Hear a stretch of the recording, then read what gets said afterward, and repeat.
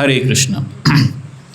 तो इन श्लोकों में किम पुरुष लोक के निवासी विशेषकर हनुमान जी भगवान श्री रामचंद्र की स्तुति कर रहे हैं, प्रार्थना अर्पित कर रहे हैं। तो बहुत सुंदर प्रार्थनाएं हैं और बहुत सारे शिक्षाएं उन्होंने यहाँ पर प्रस्तुत किया है।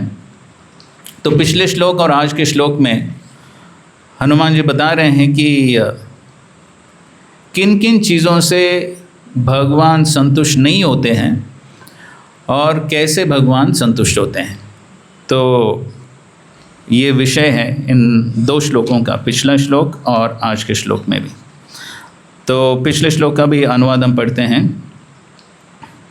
उच्च कुल में जन्म धारण करने, शारीरिक सौंदर्य, वाक्य चातुरी, तीक्ष्ण बुद्धि या श्रेष्ठ जाति अथवा राष्ट्र जैसे भौतिक गुणों के कारण कोई ही चाहकर भी भगवान श्री रामचंद्र से मैत्री स्थापित नहीं कर सकता।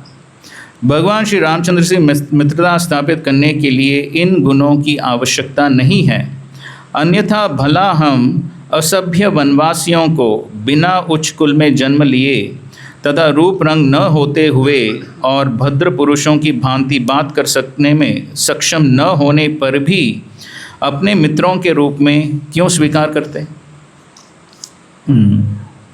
और आज के श्लोक में, अतः चाहे कोई सुर हो या असुर, मनुष्य हो या मनुष्यतर प्राणी जैसे पशु या पक्षी, प्रत्येक को उन पूर्ण पुरुषोत्तम भगवान श्री रामचंद्र की पूजा करनी चाहिए जो इस पृथ्वी पर मनुष्य के रूप में प्रकट होते हैं।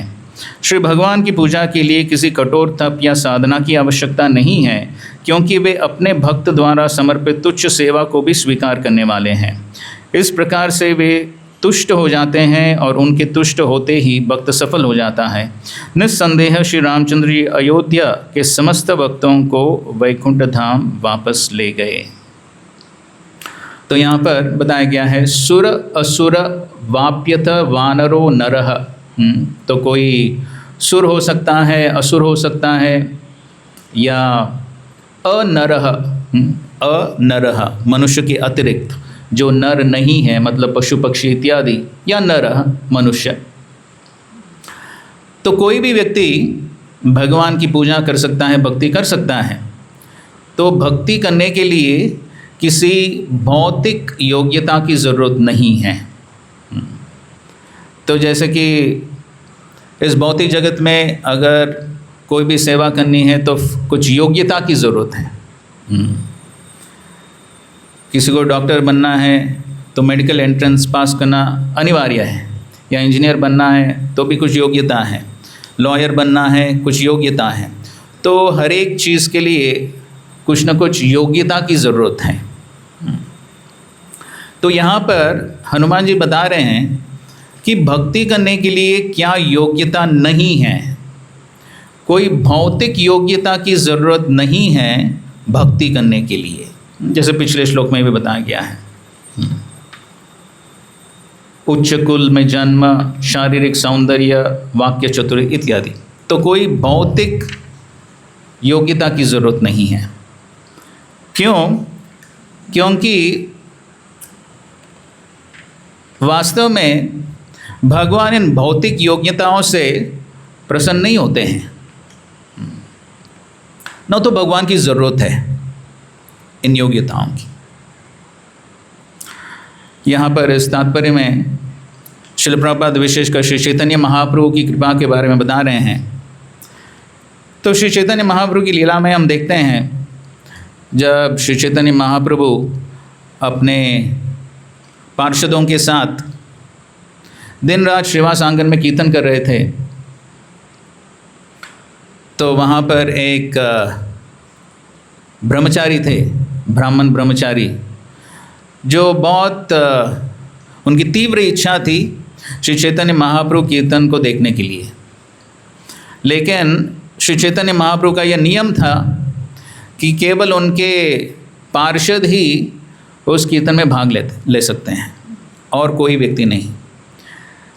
लेकिन यह ब्रह्मचारी श्रीवास ठाकुर के पास आता है और विनती करता है कि कृपया करके एटलीस्ट एक दिन मुझे यह कीर्तन में कीर्तन का दर्शन करने का अनुमति दीजिए।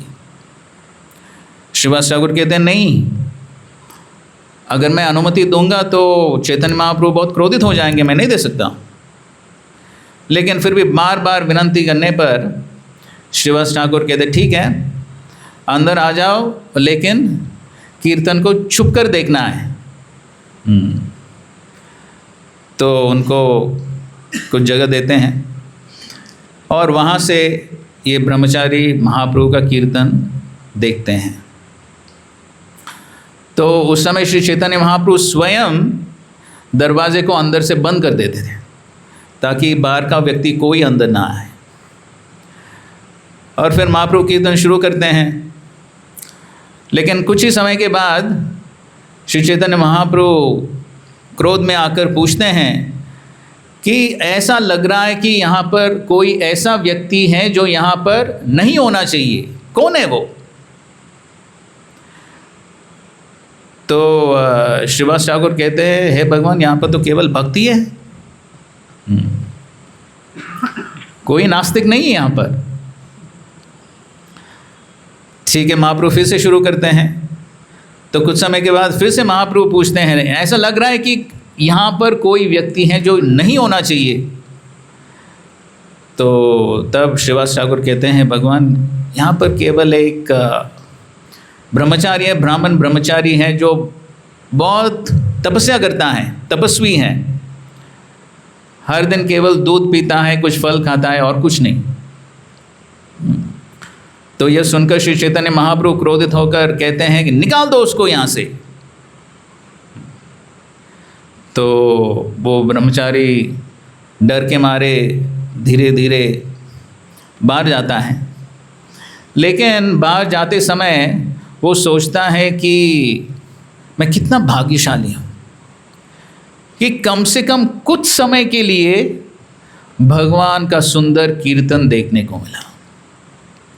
इस प्रकार कृतज्ञता के साथ वो बाहर जाता है और महाप्रभु तो अंतर्यामी है, सभी के हृदय में है। तो महाप्रभु फिर से उनको बुलाता है और फिर श्री चैतन्य महाप्रभु उनसे कहते हैं कि तुम क्या सोचते हो, केवल तपस्या करने से, केवल दूध पीने से कोई भगवान को प्राप्त कर सकता है? अगर ऐसी बात हो तो फिर जटायु की क्या योग्यता थी? वो तो केवल एक पक्षी था। हनुमान की क्या योग्यता थी? वो तो केवल एक वानर था। गोपियों की क्या योग्यता थी? वो तो केवल गांव की स्त्रियां थी। उनमें किसी भी प्रकार की भौतिक योग्यता नहीं थी, लेकिन उन्होंने भगवान को प्राप्त किया उनके भक्ति के द्वारा। और इस प्रकार श्री चैतन्य महाप्रभु ने उस ब्राह्मण को बहुत महत्वपूर्ण शिक्षा दी कि किसी भौतिक योग्यता से हम भगवान को आकर्षित नहीं कर सकते हैं। श्रील प्रभुपाद ये जो सुंदर श्लोक है कुंती महारानी का, जन्म ऐश्वर्य श्रुत श्रीबीर एद माना मधव पुमान, इस श्लोक के तात्पर्य में श्री प्रभुपाद जी कहते हैं कि जितने भी भौतिक ऐश्वर्य हैं, उच्च कुल में जन्म या भौतिक पढ़ाई और सौंदर्य, ऐश्वर्य, धन, जो भी भौतिक योग्यता है वो सब क्या है? जीरो, शून्य के समान है। क्योंकि अगर उससे हम भगवान को प्रसन्न नहीं कर सकते हैं तो क्या लाभ है? लेकिन वो शून्य के सामने अगर एक लगा दिया तो फिर उसका वैल्यू बढ़ता है। मतलब ये जो भौतिक योग्यताएं हैं, अगर हम उनको भगवान की सेवा में इस्तेमाल करते हैं तो फिर उसका लाभ है, नहीं तो क्या लाभ? तो ऐसे भौतिक योग्यताओं से, भौतिक ऐश्वर्य से व्यक्ति केवल घमंडी होकर इस जन्म मृत्यु चक्कर में फंसा रहता है। तो क्या फ़ायदा? कुछ लाभ नहीं है। और यही सिद्धांत प्रहलाद महाराज भी अपनी प्रार्थनाओं में भगवान नरसिंहदेव से कहते हैं, मन्ये धनाभिजन रूप तप श्रुतौजस तेज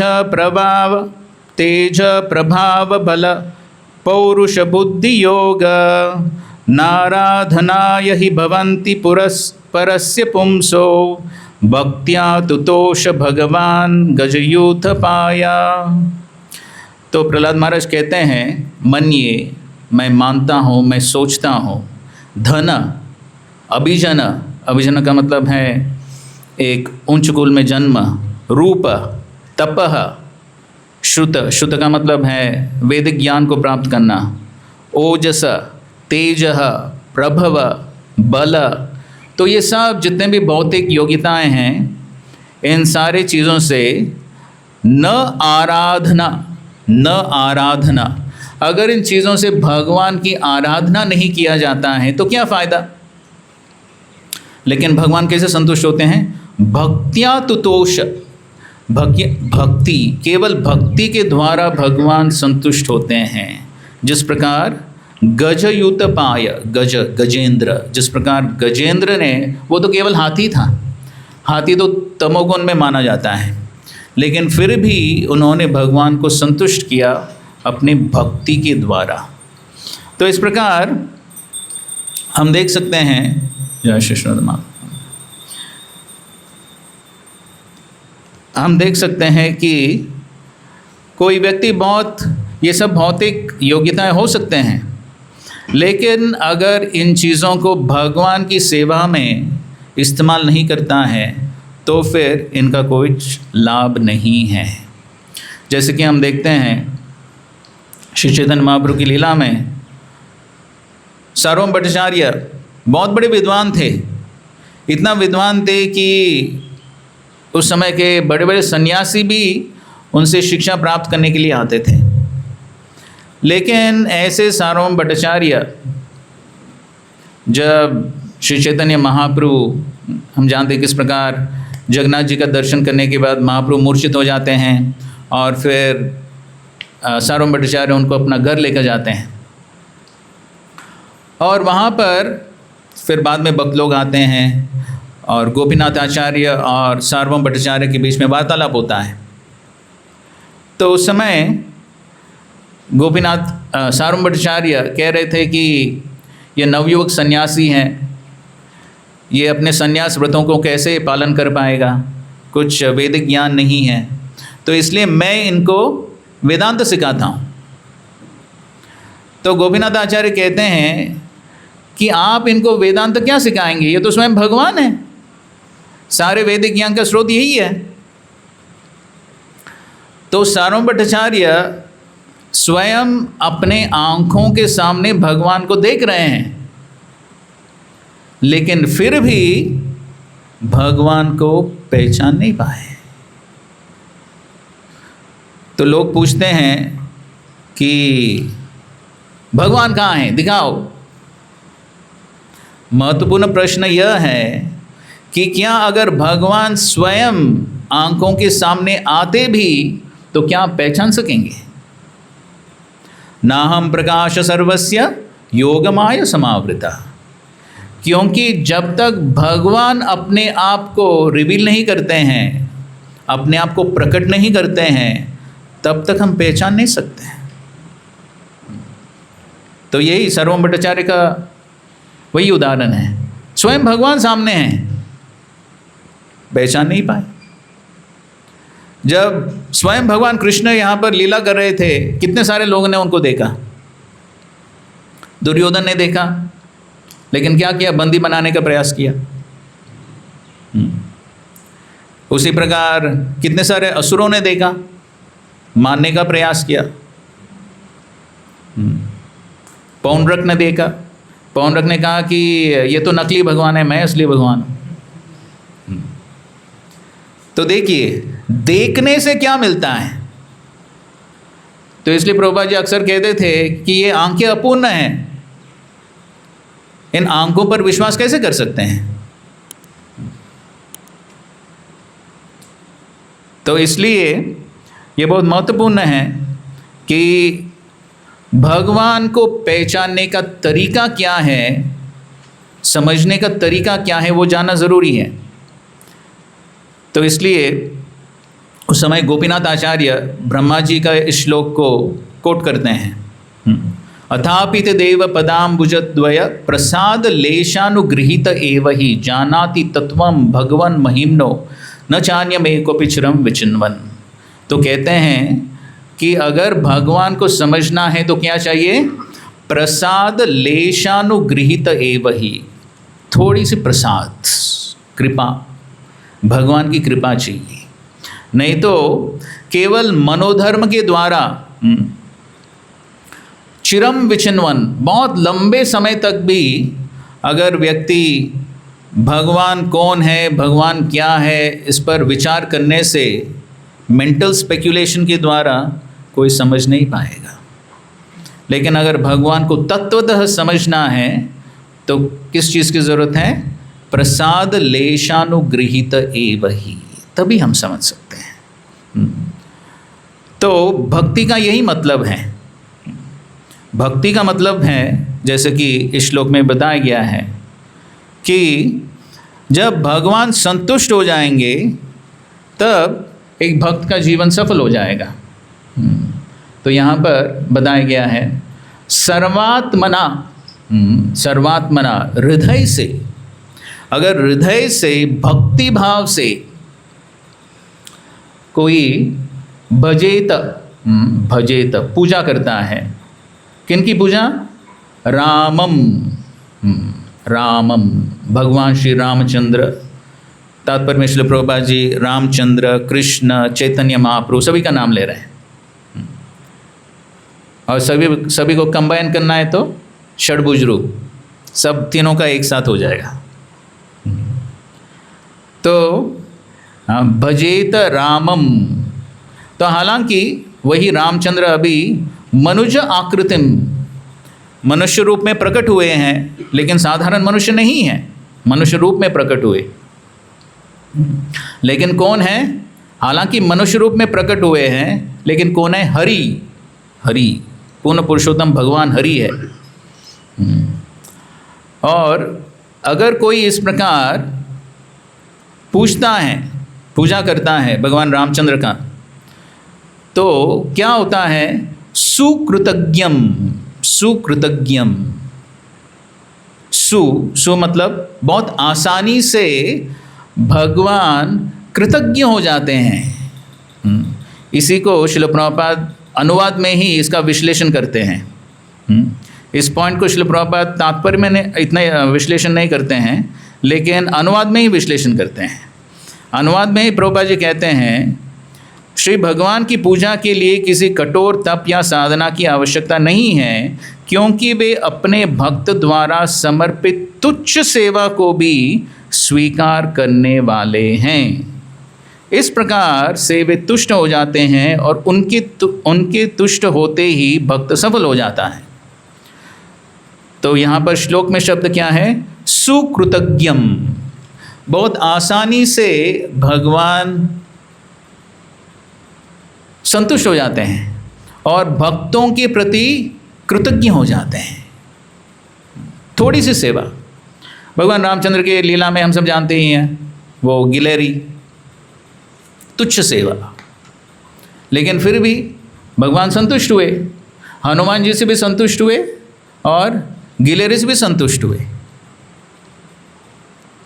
तो ऐसा ज़रूरत नहीं है कि केवल बहुत बड़े बड़े सेवा करने से भगवान संतुष्ट हो जाते हैं। नहीं, हर एक व्यक्ति का अलग अलग क्षमता हो सकती है, लेकिन उस क्षमता के अनुसार भक्ति भाव से, मतलब भगवान को संतुष्ट करने की इच्छा से जब कोई सेवा करता है तो फिर भगवान संतुष्ट हो जाते हैं।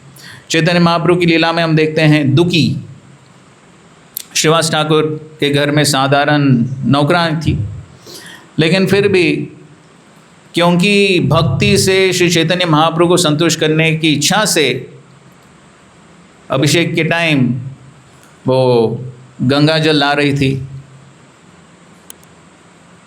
तो तुच्छ सेवा कोई भी कर सकता है, लेकिन फिर भी क्योंकि भक्ति भाव से वो सेवा कर रही थी, तो इसलिए श्री चैतन्य महाप्रभु प्रसन्न हुए और उन्होंने कृपा प्रदान की और कहा कि तुम्हारा नाम आज से दुखी नहीं है, सुखी है। और इस प्रकार भगवत प्रेम प्रदान किया। उसी प्रकार हम देखते हैं भगवान श्री कृष्ण की लीलाओं में बहुत सारी लीला हैं।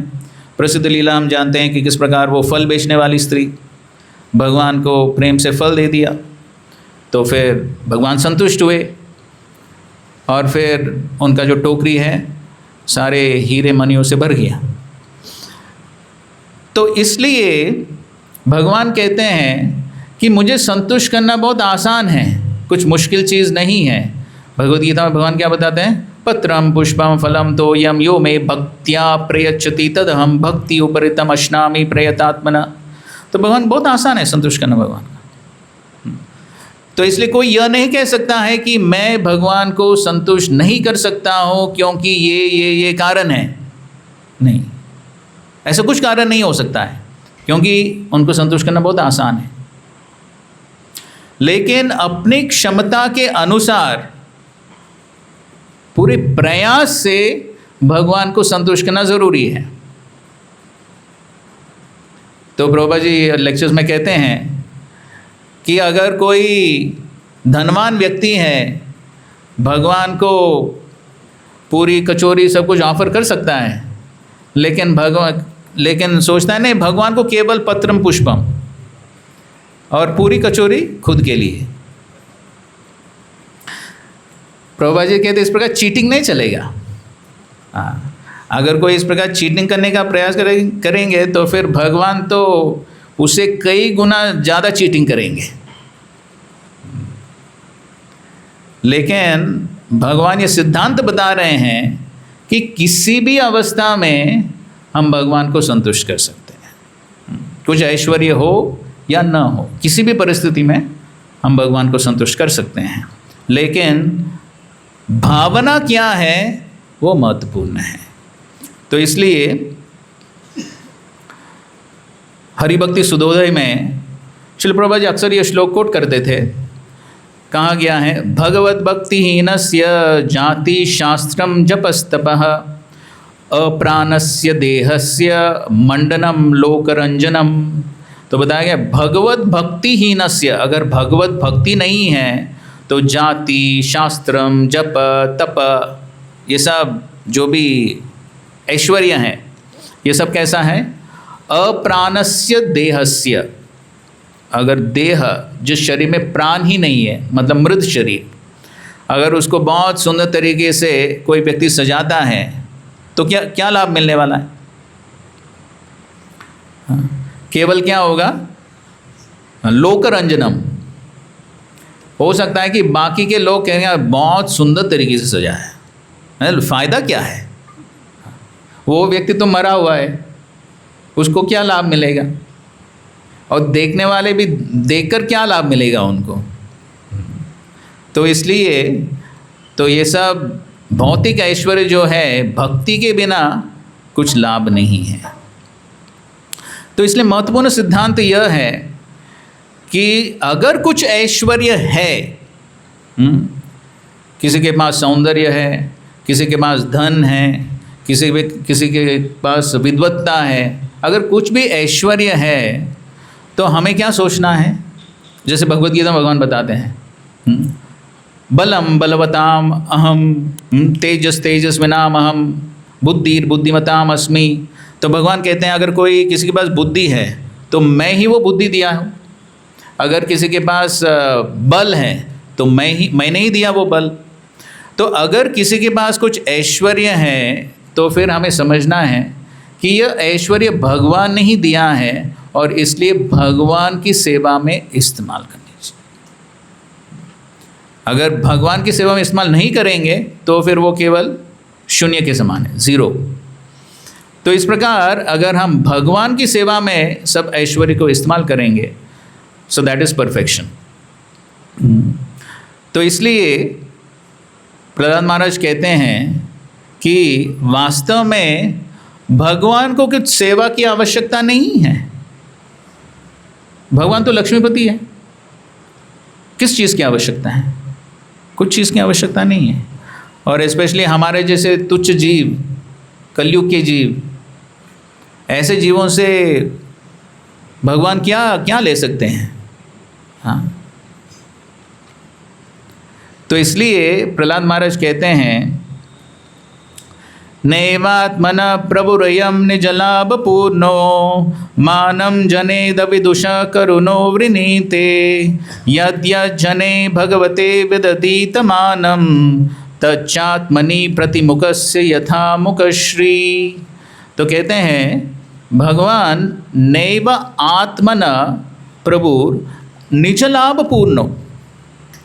तो भगवान आत्मन, आत्मन का मतलब है खुद के लिए कुछ नहीं चाहते हैं। क्यों? निजलाभ पूर्णो, अपने आप में संतुष्ट है। भगवान आत्माराम है, तो इसलिए किसी लाभ की अपेक्षा नहीं करते हैं, किसी और व्यक्ति से कुछ मांगते नहीं हैं, कुछ इच्छा नहीं रखते हैं कुछ चीज़ प्राप्त करने के लिए, वो तो संतुष्ट हैं। लेकिन अविदुष, अविदुष का मतलब है जो साधारण मूर्ख व्यक्ति हैं। लेकिन ऐसे साधारण मूर्ख व्यक्ति से भी भगवान सेवा स्वीकार करते हैं। क्यों? करुणा, ये उनकी करुणा है। तो उनकी करुणा के वजह से वो किसी साधारण व्यक्ति से भी सेवा स्वीकार करते हैं। लेकिन इसका मतलब यह नहीं है कि भगवान को उस सेवा की ज़रूरत है, वो स्वीकार करते हैं, ये उनकी करुणा है। यद्य जने भगवते विदधीत मानम तच्चात्मने। तो भगवान स्वीकार करते हैं। इससे क्या होता है? इससे व्यक्ति जो सेवा करता है उसको ही लाभ मिलता है।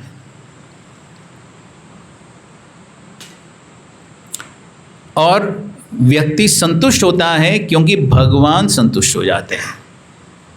और उदाहरण दे रहे हैं, प्रतिमुखस्य मुखश्री।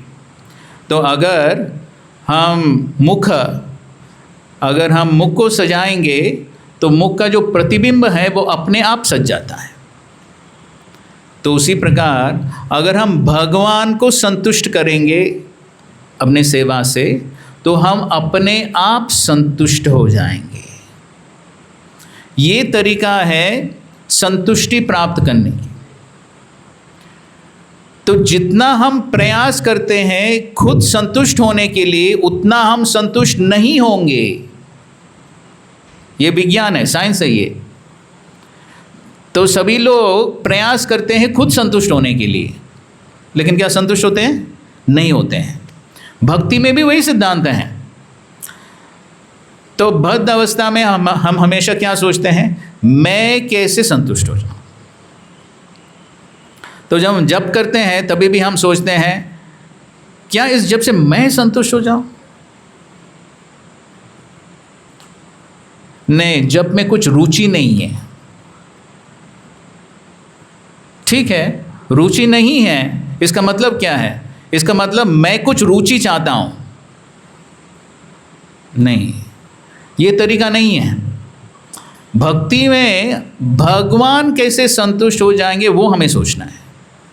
मुझे रुचि मिले या न मिले, संतुष्टि मिले या न मिले, फिर भी हम सेवा करते हैं क्योंकि उस सेवा से भगवान संतुष्ट हो जाएंगे। वो हम कैसे जानते हैं? क्योंकि गुरु ने आज्ञा दी है।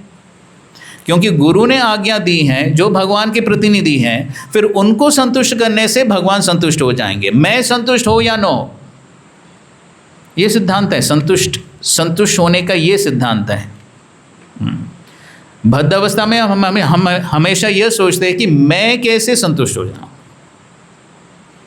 क्लास में बैठे बैठे भी हम वही सोचते हैं, क्या यह क्लास सुनने से क्या मैं संतुष्ट हो जाऊं? मुझे क्या आनंद मिलेगा? कितना आनंद मिलेगा? इस क्लास में कुछ जोक्स नहीं है, कुछ मज़ा नहीं है। ये क्लास मज़ा किसको चाहिए? मुझे। अगर मज़ा मुझे मिलेगा तो क्लास अच्छा है। अगर मुझे मज़ा नहीं मिलेगा, बेकार। ये हम सोचते हैं ना, ये बद्ध अवस्था है, ये बद्ध अवस्था है। लेकिन हम क्लास का श्रवण क्यों कर रहे हैं? क्यों कर रहे हैं? हाँ, भगवान की प्रसन्नता के लिए, गुरु की प्रसन्नता के लिए। क्योंकि श्रील प्रभुपाद ने हमें आदेश दिया है कि हर रोज भागवतम क्लास सुनना चाहिए, इसलिए हम सुन रहे हैं। इसमें मुझे कितना मजा मिले या ना मिले वो ज़्यादा महत्वपूर्ण नहीं है। कुछ क्लास में मज़ा मिल सकता है, कुछ क्लास में मज़ा नहीं मिल सकता है, लेकिन जो गंभीर भक्त हैं वो उसका परवाह नहीं करता है। तो जैसे कि हम देखते हैं मायापुर में जनानस प्रभु और पंकजांग प्रभु हर रोज भागवतम क्लास में बैठते हैं,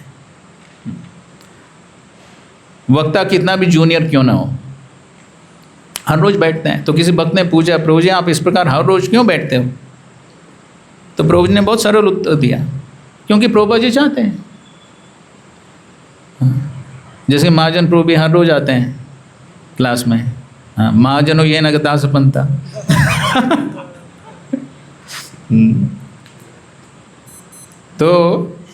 तो ये एक गंभीर भक्त का लक्षण है।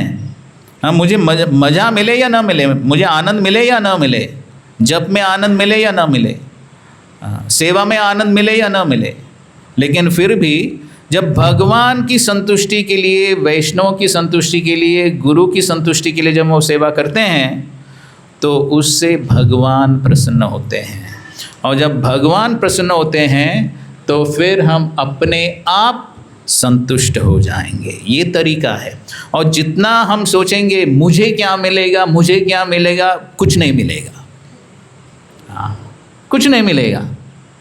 हाँ, फिर हम सोचते रहेंगे, हम 20 साल 30 साल के बाद भी हम सोचते रहेंगे, अरे मैं भक्ति कर रहा हूँ, क्यों संतुष्टि नहीं, क्यों? जब तक मैं संतुष्टि खुद के लिए चाहता हूँ तब तक संतुष्टि नहीं मिले। लेकिन अगर हम भगवान के लिए संतुष्टि चाहेंगे, गुरु और वैष्णव के लिए संतुष्टि चाहेंगे, तब अपने आप संतुष्टि प्राप्त होगी। यह विज्ञान है। भगवान कुछ नहीं चाहते हैं, भगवान तो पूरी तरह से तुष्ट है, लेकिन भगवान चाहते हैं कि हम उनकी संतुष्टि के लिए हम प्रयास करें। इसको कहते हैं भक्ति। भक्ति का मतलब है भगवान की संतुष्टि। ये भक्ति है, खुद की संतुष्टि नहीं।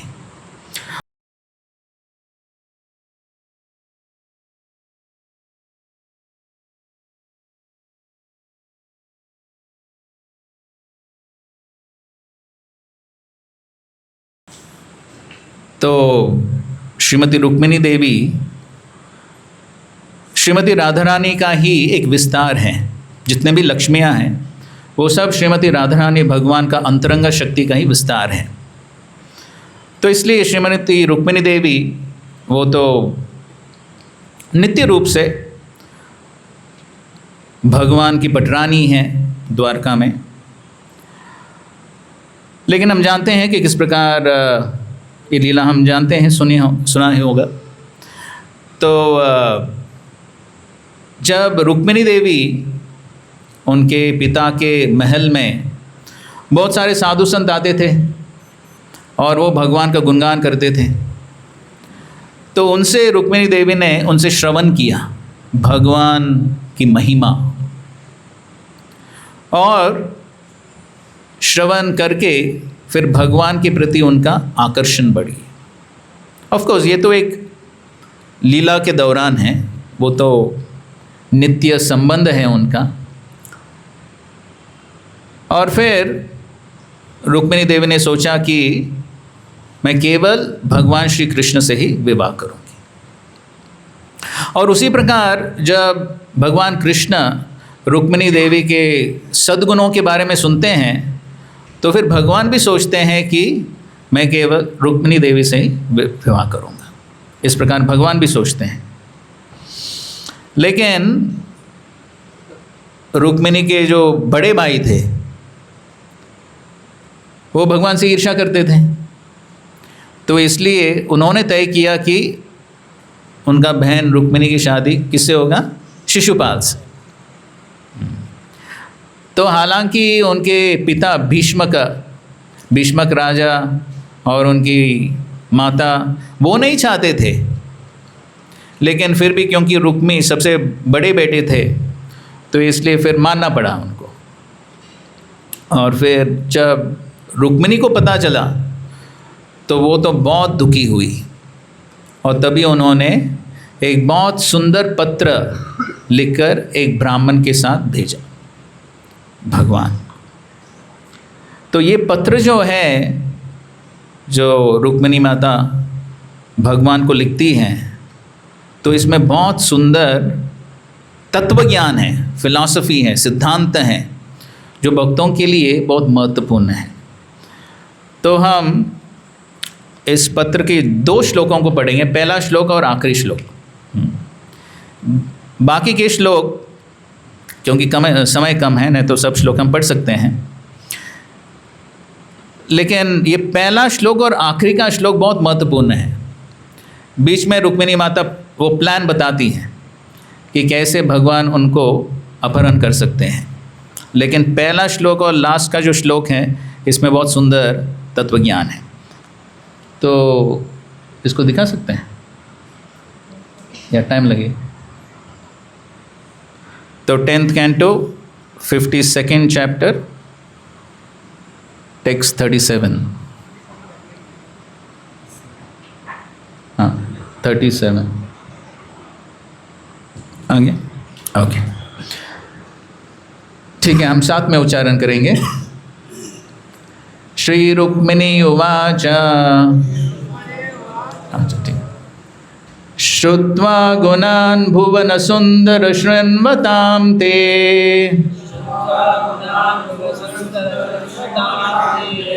निर्विश्य कर्ण विवरैर्हरतो अंगतापम्, रूपं दृशां दृशिमताम् अखिलार्थलाभम्,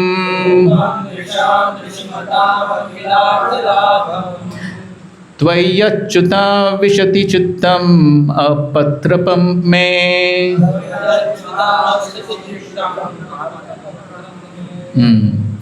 तो इस पत्र में रुक्मिणी माता कह रही हैं श्रुत्वा गुणान, श्रुत्वा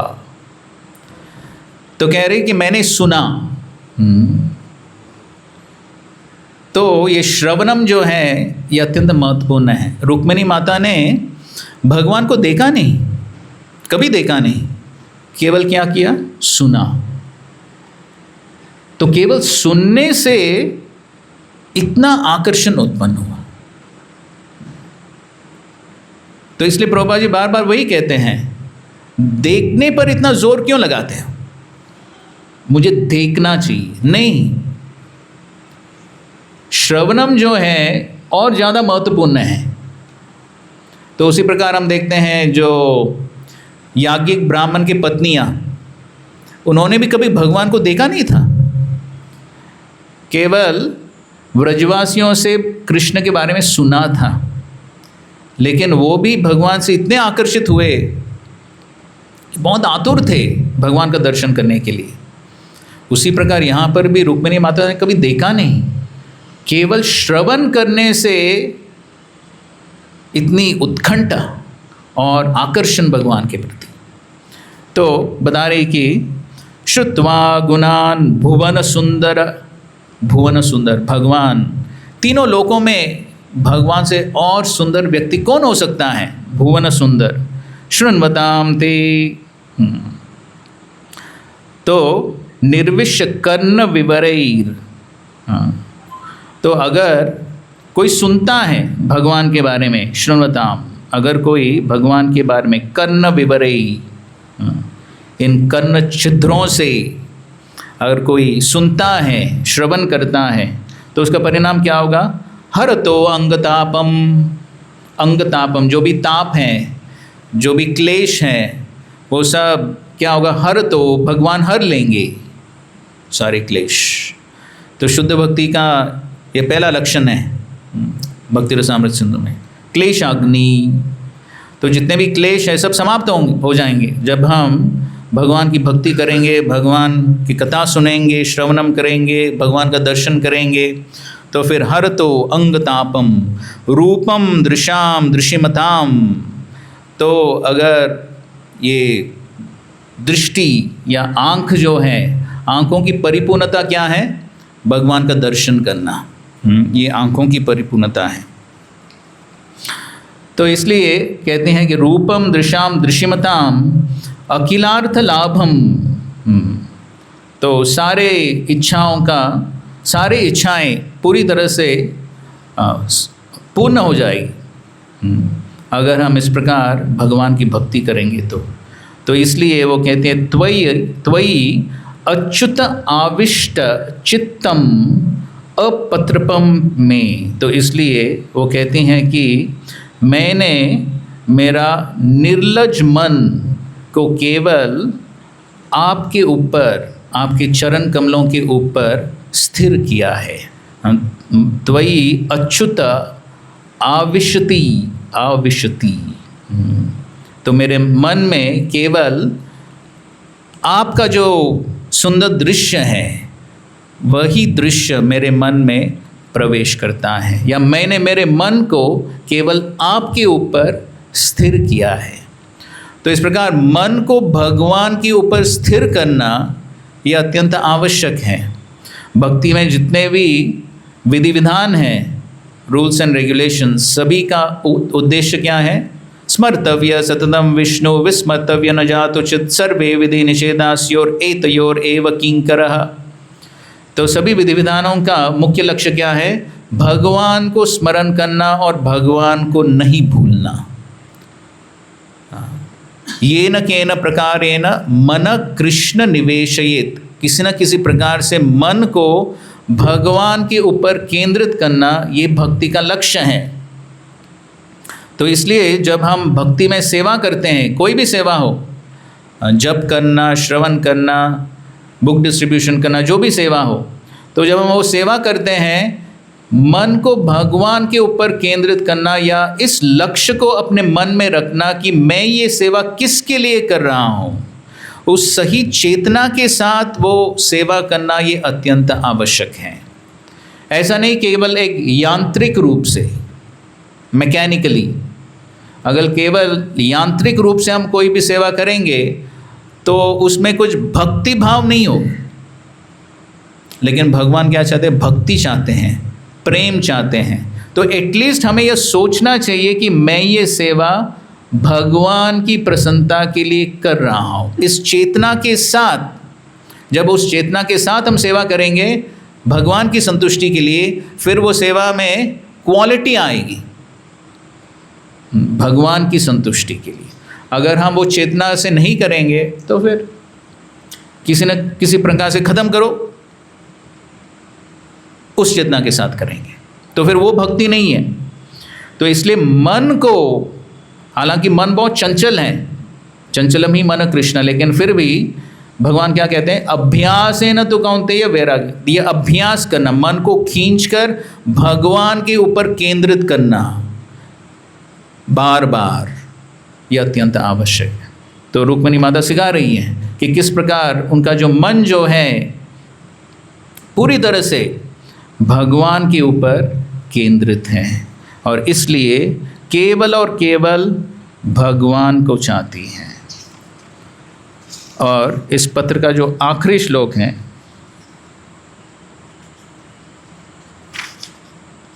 43,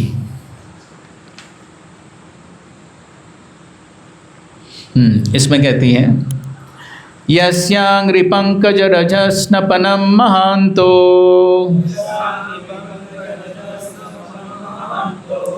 वांछन्ति उमापतिरिवात्म तमोपहत्यै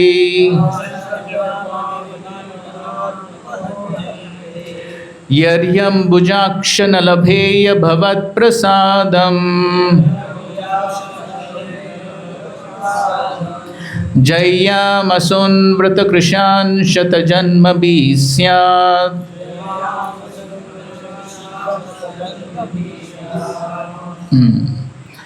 तो यहाँ पर रुक्मिणी देवी कह रही हैं, हे भगवान अंबुजाक्ष, जिनके नयन कमल की तरह हैं, तो कहती हैं कि उमापति, उमापति मतलब शिव जी, तो भगवान शिव जी भी ऐसे महान लोग, महान तो शिव जी जैसे महान लोग भी वांछन्ति, वांछा करते हैं या इच्छा करते हैं। क्या इच्छा करते हैं? यस्यांग्री पंकज रज स्नपनम, स्नपनम का मतलब है स्नान करना। किससे स्नान करना? भगवान के चरण कमल के रज से। उस रज से शिव जी जैसे महान लोग भी वो स्नान करना चाहते हैं उससे। तो इसलिए वो किस लिए वो स्नान करना चाहते हैं? तमह अपहत्येहि, क्योंकि शिव जी तमोगुण के ईश्वर हैं, तमोगुण को कंट्रोल करते हैं। तो इसलिए कभी कभी शिव जी भी तमोगुण से प्रभावित हो जाते हैं।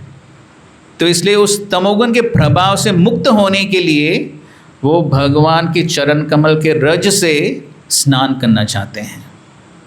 तो इसलिए वो कहती हैं कि लभेय भवत प्रसादम न लभेय भवत प्रसादम, अगर मुझे आपकी कृपा प्राप्त नहीं होगी तो मैं क्या करूँगी?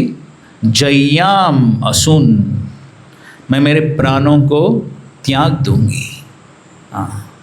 और फिर व्रत कृशान, और फिर मैं तपस्या करूँगी, और तपस्या करके कई शत जन्म भी स्यात्, हो सकता है कि इस प्रकार तपस्या करने के बाद शत जन्म, कोटि जन्मों के बाद अगर किसी न किसी प्रकार से आप मुझे प्राप्त होगा तो कोई परवाह नहीं है, लेकिन आपको छोड़कर मैं किसी और को स्वीकार नहीं करूँगी। तो इसको कहते हैं दृढ़ता।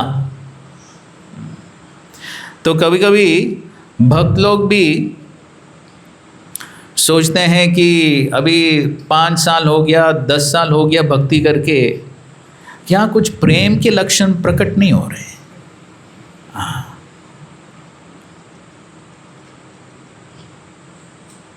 लेकिन रूप गोस्वामी ने क्या कहा? उत्साह, निश्चय, धैर्य। तो यहाँ पर रुक्मिणी माता का धैर्य हम देख सकते हैं। तो कह रही कि मैं तो कोटि जन्म तक मैं रुकने के लिए तैयार हूँ, तपस्या करने के लिए तैयार हूँ, लेकिन केवल आपको मैं प्राप्त करूँगी और किसी को नहीं। तो इसको कहते हैं धैर्य। एक ये भक्त का धैर्य होता है। हम सुनते हैं चैतन्य महाप्रभु की लीला में मुकुंद, तो चैतन्य महाप्रभु मुकुंद से कहते हैं कि भक्त लोग विनती कर रहे थे, मुकुंद बहुत अच्छा भक्त है, कृपा दे दो इनको। तो चैतन्य महाप्रभु कहा नहीं, ये तो कभी कभी मायावादी सिद्धांत भी बोलता है, तो इसलिए मैं कृपा नहीं करूँगा। तो लेकिन फिर भी नित्यानंद प्रभु, श्रीवास ठाकुर विनती कर रहे थे, तो फिर चैतन्य महाप्रभु कहते हैं ठीक है, 10,000 जन्मों के बाद मैं कृपा करूँगा। 1 नहीं, 2 नहीं, 10 नहीं, 10,000। सोचिए। लेकिन ये सुनकर मुकुंद नाचने लगते हैं कि जरूर 10,000 साल के बाद जरूर भगवान की कृपा प्राप्त होगी। देखो, गारंटी के साथ। तो इस धैर्य को देखकर महाप्रभु प्रसन्न हुए और फिर बुलाकर कृपा दी। तो ये महत्वपूर्ण लक्षण है, महत्वपूर्ण गुण है भक्तों के लिए, धैर्य। तो इसलिए जब हम ये मुझे क्या मिलेगा, ये जो मेंटालिटी है, जब इसको हम त्याग देंगे फिर धैर्य आ जाएगा। नहीं तो हमेशा अगर ये सोचते रहेंगे मुझे क्या मिलेगा, मुझे क्या मिलेगा, भगवत धाम मिलेगा, प्रेम मिलेगा, क्या मिलेगा, अगर बार बार वही सोचते रहेंगे मुझे मुझे मुझे क्या मिलेगा, तो फिर धैर्य बहुत मुश्किल। लेकिन जब हम सोचते हैं भगवान की संतुष्टि के लिए मैं भक्ति कर रहा हूँ, भगवान कब कृपा करना चाहते हैं वो उनके ऊपर है, क्योंकि भगवान तो स्वराट है। क्या हम जबरदस्ती कर सकते हैं? नहीं, जबरदस्ती नहीं कर सकते, उनके ऊपर है। जब वो कृपा करना चाहते हैं ठीक है, जब भी वो कृपा करेंगे वो मेहरबानी है। तो मैं तो उसके लिए काबिल नहीं हूँ, मैं तो योग्य नहीं हूँ। कृपा करेंगे तो वो तो हेतु की कृपा है। तो अभी हमें सोचना चाहिए कि अभी जो कुछ मिला है, अब तक जो कुछ मिला है, हम एटलीस्ट भक्ति शुरू किए, ये भी अहेतु की कृपा है। ये चैतन्य महाप्रभु की कृपा है। ये प्रभुपाद जी इसलिए इस तात्पर्य में लिख रहे हैं, ये महाप्रभु की कृपा है कि हमें भगवत प्रेम प्राप्त करना इतना आसान बना दिया है। प्रभुपाद जी अनेक लेक्चर्स में कहते हैं कि देखो, भगवान को समझना ही मुश्किल है, तो प्रेम करना तो और कितना मुश्किल है। हम एक व्यक्ति से कब प्रेम करेंगे? जब उस व्यक्ति को जानेंगे तब तो प्रेम करेंगे ना। अभी तक हमने कृष्ण को जान ही नहीं लिया, तो फिर प्रेम कैसे करेंगे? लेकिन जाने बिना ही भगवान चैतन्य महाप्रभु कृपा दे रहे, भगवत प्रेम दे रहे। हालांकि हमें पता नहीं कृष्ण कौन है, लेकिन फिर भी चैतन्य महाप्रभु कृष्ण प्रेम दे रहे हैं। यह उनकी अहेतु की कृपा है। तो हम भक्ति कर पा रहे हैं, यही उनकी अहेतु की कृपा है। तो इसलिए जब हम धैर्य रखेंगे और फिर हम तीव्रता के साथ, गंभीरता के साथ जब हम भक्ति में सेवा करेंगे भगवान की संतुष्टि के लिए, ये मुख्य पॉइंट है, भगवान की संतुष्टि के लिए जब हम भक्ति करेंगे तब भगवान कृपा करेंगे। तो ये इसको कहते शुद्ध भक्ति, अन्याभिलाषिता शून्यम ज्ञान कर्माद्यनावृतम अनुकूल्येन कृष्णानुशीलनम भक्तिरुत्तमा। तो भौतिक इच्छाओं को शून्य करना है, शून्यम, मुझे क्या मिलेगा, ये जो मानसिकता है इसको छोड़ना पड़ेगा। और भगवान कैसे संतुष्ट हो जाएंगे, गुरु कैसे संतुष्ट हो जाएंगे, वैष्णव कैसे संतुष्ट हो जाएंगे, इस मानसिकता के साथ जब हम शुद्ध भक्ति करेंगे तो फिर भगवान कुछ भौतिक योग्यता को नहीं देखेंगे। इस श्लोक में वही बताया गया है। और जब भक्ति भाव से जब हम भक्ति करेंगे भगवान संतुष्ट हो जाएंगे और फिर भगवान आदान प्रदान करेंगे और तब हमारा जीवन सफल हो सकता है। बहुत बहुत धन्यवाद। हरे कृष्णा। किसको कुछ प्रश्न है? हाँ जी।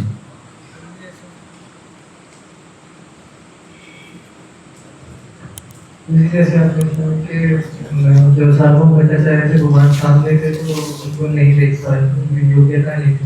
तो ऐसे ही माधव बिल्कुल जी के साथ होता है, तो भगवान गोपाल रूप में आते हैं उनके सामने, वो तो प्योरिटी हमेशा भगवान का चिंतन करते रहते हैं, तो उस समय नहीं जानता भगवान, बाद में भगवान के स्वप्न में आते हैं। तो देखिए, दोनों केस में सिद्धांत वही है। सिद्धांत यह है कि जब तक भगवान अपने आप को प्रकट नहीं करते तब तक कोई भी भगवान को नहीं पहचान सकता। सिद्धांत तो वही है, एक साधारण व्यक्ति के लिए और शुद्ध भक्त के लिए, दोनों के लिए वही सिद्धांत है। लेकिन एक साधारण व्यक्ति के लिए भगवान क्यों नहीं प्रकट होते हैं? क्योंकि वो शुद्ध नहीं है। एक शुद्ध भक्त के लिए भगवान कभी प्रकट नहीं होते हैं, ऐसा क्यों? वो लीला के लिए। तो माधवेंद्रपुरी के साथ भगवान इसलिए प्रकट नहीं हुए क्योंकि भगवान उनके स्वप्न में आकर उनको वो आदेश देना चाह रहे थे। तो उस लीला के लिए फिर भगवान ने तुरंत प्रकट नहीं किया अपने आप को,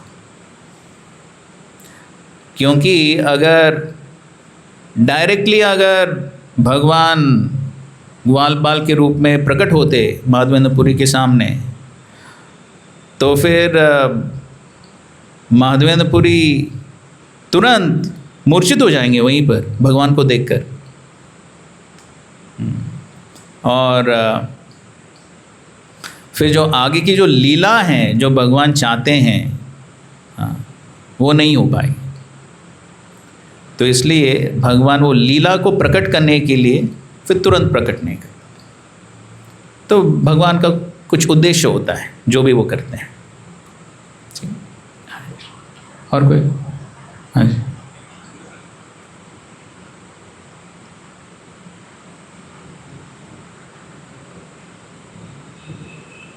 गुरुजी, आपने बताया था कि गुरु को प्रसन्न करने से भगवान प्रसन्न रहते हैं। तो शास्त्रों में कोई ऐसा उदाहरण आता है जिसने गुरु को प्रसन्न किया हो? हाँ, हजारों उदाहरण है, एक नहीं दो नहीं, शास्त्र में भरा हुआ है ऐसे उदाहरण जिन्होंने गुरु को प्रसन्न किया है और उसे भगवान प्रसन्न हुए।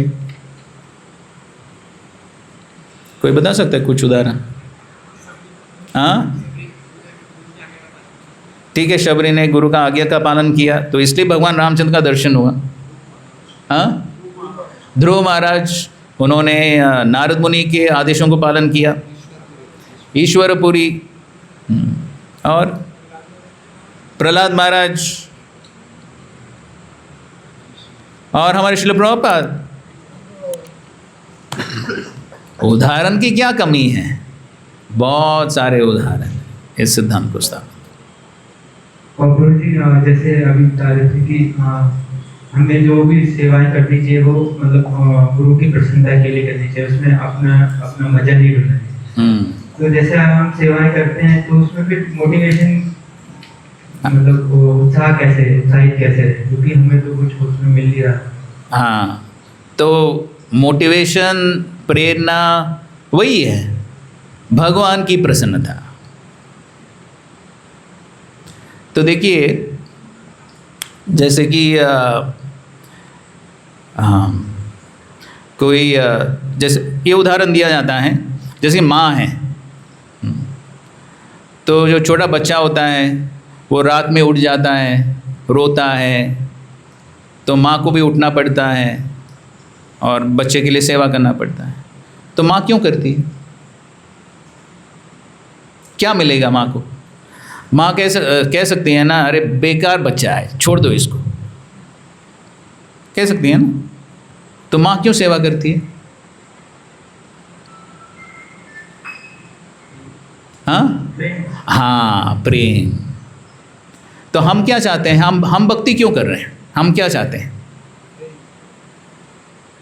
कृष्ण प्रेम। हाँ, कृष्ण बोलना आसान है, इतना आसानी से मिलेगा क्या कृष्ण प्रेम? हाँ, तो उसी के लिए ये तपस्या है। तो वैदिक साधना भक्ति मज़ा नहीं है, ये तपस्या है। तो कभी मज़ा मिलेगा, कभी मज़ा नहीं मिलेगा, लेकिन फिर भी एक तपस्या के रूप में उसको करना ज़रूरी है। क्यों? क्योंकि वो हम प्रेम चाहते हैं। तो अगर प्रेम चाहते हैं तो अभी प्रेम नहीं है ना, तो इसलिए एक तपस्या के रूप में भगवान की संतुष्टि के लिए, गुरु के संतुष्टि के लिए जब हम सेवा करते हैं तभी उसे भगवान प्रसन्न हो जाते हैं। तो हमारा मोटिवेशन क्या है? मोटिवेशन क्या है? कृष्ण प्रेम, वो हमारा मोटिवेशन है। तो क्योंकि वो हमें चाहिए, तो जिस हद तक हमारी तीव्र इच्छा है कृष्ण प्रेम प्राप्त करने के लिए, तो जैसे कि हम देखते हैं बच्चे लोग जिनको IIT में एडमिशन लेना है, तीव्र इच्छा है, तो क्या करते हैं? हाँ, तो 6वीं क्लास से वो पढ़ाई शुरू करते हैं IIT के लिए। तो इतने साल मेहनत क्यों करते हैं? क्यों? IIT में एडमिशन चाहिए। तो अगर कुछ भी फल चाहिए तो फिर मेहनत करना पड़ेगा ना। तो अगर एक भौतिक चीज़ के लिए व्यक्ति इतना मेहनत करने के लिए तैयार है, तो फिर आध्यात्मिक चीज़ को प्राप्त करने के लिए और कितना मेहनत लगेगा? प्रभुपाद जी उदाहरण देते हैं, इस दुनिया में अगर एक देश से दूसरा देश जाना है तो बहुत मेहनत करना पड़ता है। वीज़ा, पासपोर्ट, ये वो, बहुत मेहनत है। तो अगर यहाँ पर एक देश से दूसरे देश जाने के लिए इतना मेहनत करना पड़ता है, तो फिर हम कहाँ जाने का प्रयास कर रहे हैं? हाँ, इस भौतिक दुनिया को पार करके आध्यात्मिक जगत में जाने का प्रयास कर। तो क्या ये आसानी से होगा? इसके लिए मेहनत नहीं लगी। तो यही तपस्या है। तो अगर हम वो फल चाहते हैं, भगवत धाम जाना, कृष्ण प्रेम प्राप्त करना, जो हमारा असली उद्देश्य है, मनुष्य जीवन का उद्देश्य वही है, तो अगर वो हम चाहते हैं तो फिर उसके लिए प्रयास करना पड़ेगा। ठीक है? तो इसलिए बार बार श्रवण करना है कि हम क्यों कर रहे हैं भक्ति, किसके लिए। तो जब हम बार बार श्रवण करेंगे तब हम तपस्या करें। ठीक है, बहुत बहुत धन्यवाद। ग्रंथराज श्रीमद् भागवतम की जय, श्रील प्रभुपाद की जय, सब वेद गौड़ भक्तवृंद की जय। Thank you very much. Hare Krishna.